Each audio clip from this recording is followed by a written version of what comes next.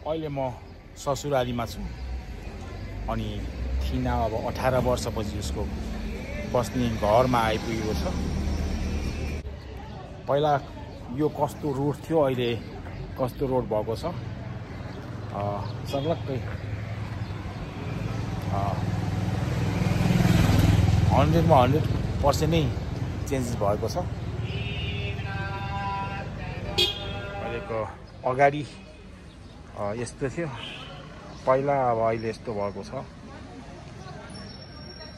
फुत्ते ढोकाबाट निस्किने बित्तिकै सबै बजार अगाडि नामै मिलन चोक।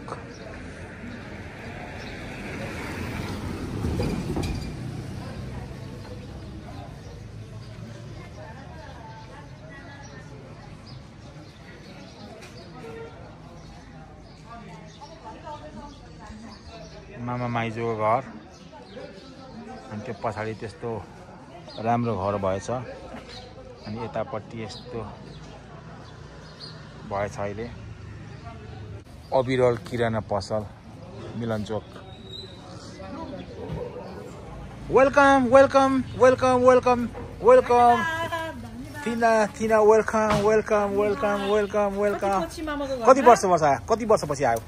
मामाको घरमा त भयो होला 27 होइन 27 होइन भयो पहिला आउँदा आएको त्यही भएर अहिले मामाको घरमा चाहिँ अहिले ठ्याक्कै नै 20 वर्ष ओपर भयो। 20 वर्ष वेलकम वेलकम धन्यवाद। ल फाइनली मामा घरमा दिदीभाइको भेटा भयो।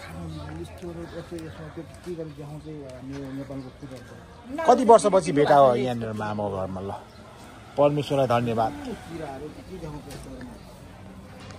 ल वेलकम वेलकम। कति वर्षपछि भेट भयो यसरी?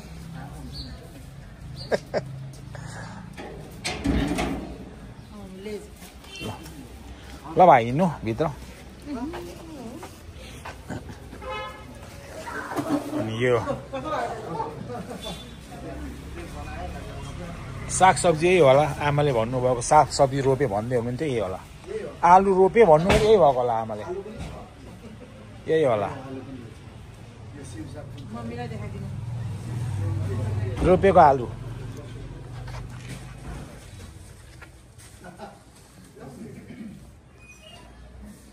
पानी तानेको नि होला तान्ने पानी।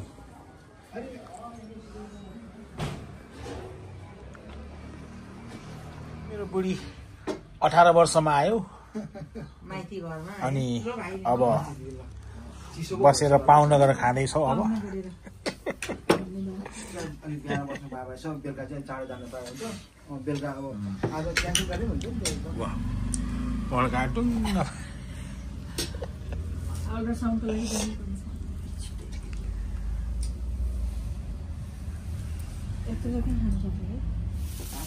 यो कुमार भाइले के दुःख थियो यार।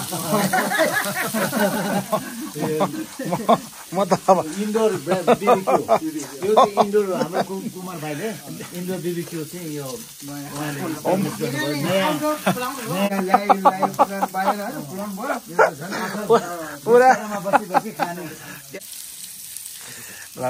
यो भाडा ठिक छ क्या।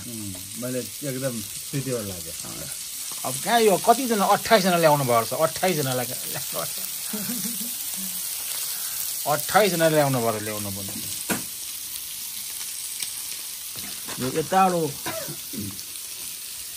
हालेर यसको तेल यहाँबाट झर्ने। खानु त हरेक जाने हो नि।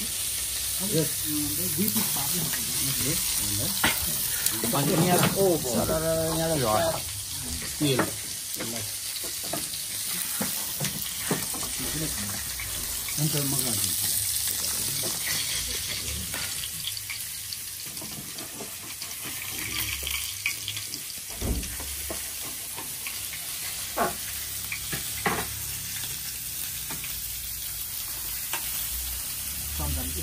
अरू सबै खान्छ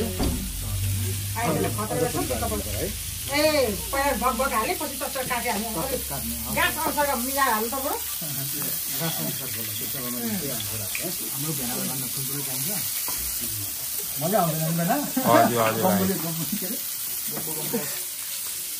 अस्ति मैले त छोडेको छु नि भाइ। यो त छोडेको छु नि त अहिले कम भयो अलिक कम गर्नु होइन कम गरेर अब धेरै कम गरेर अब आज यो नकिपोटको विजय सम्राट हेयर सेलुनको छेउमा यहाँनिर मासु पसल रहेछ पूर्वेली कालो धरानी बङ्गुर अनि यहाँ एकदम पुरानो स्टाइलको र यहाँ गाउँको कुखुरा पनि पाउँदो रहेछ यहाँ लिएर चाहिँ कुखुराको मासु लिनु गयो यहाँ चाहिँ हजुर भाइ हजुर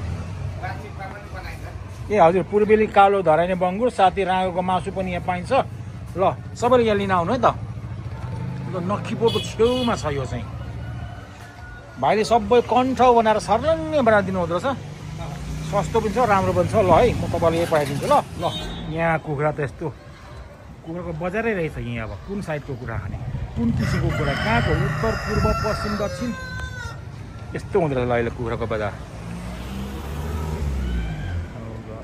प्रभु धन्यवाद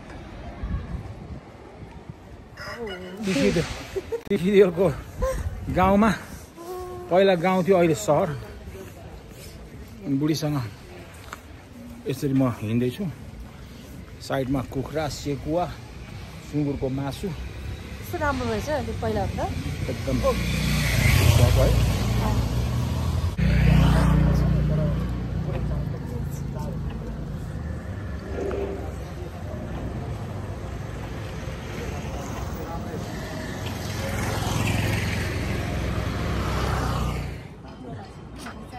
रामबहादुर भिसीको घर यो चाहिँ हजुर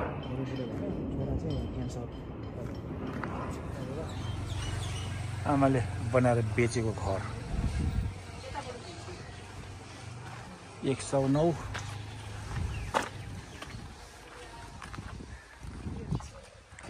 होइन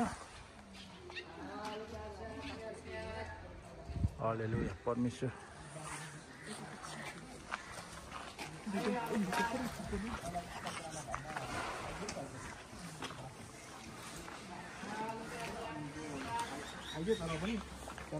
हजुर जग्गाहरू बाँकी रहेछ अहिलेको 4-5 करोड घर हो यो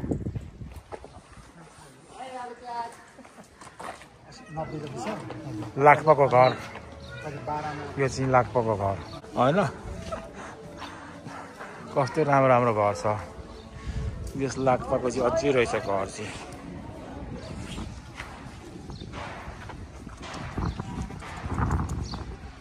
लाखपाको घरको पनि पछाडि चाहिँ खाली रहेछ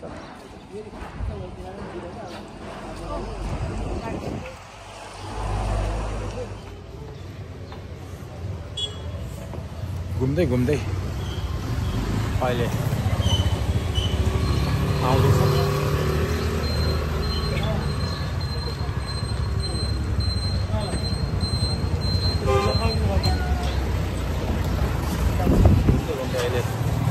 मिलन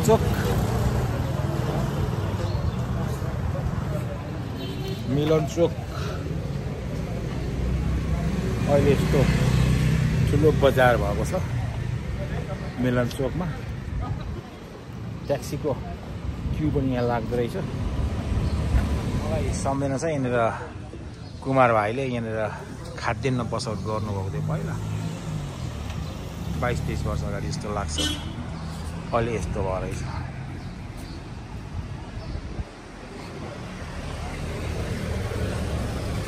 बुढी खाद्यान्न पसल हो नि त्यहाँनिर पहिला कुमारले गर्ने होइन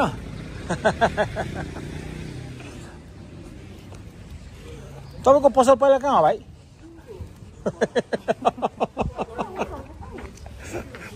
उदाको घर कुन हो यो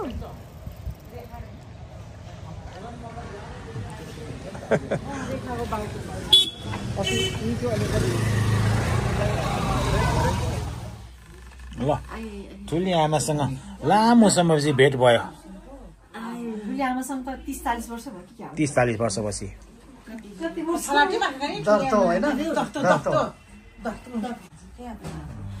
धन्यवाद आन्टी धन्यवाद ल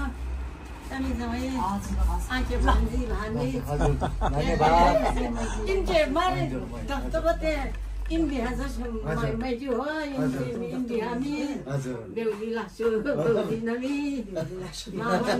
मामा जेठा दफ्तर मामा जेठा मामा छैनन् होइन निम्फान लाम्बे माथि चाहिँ छेउमा बस्छ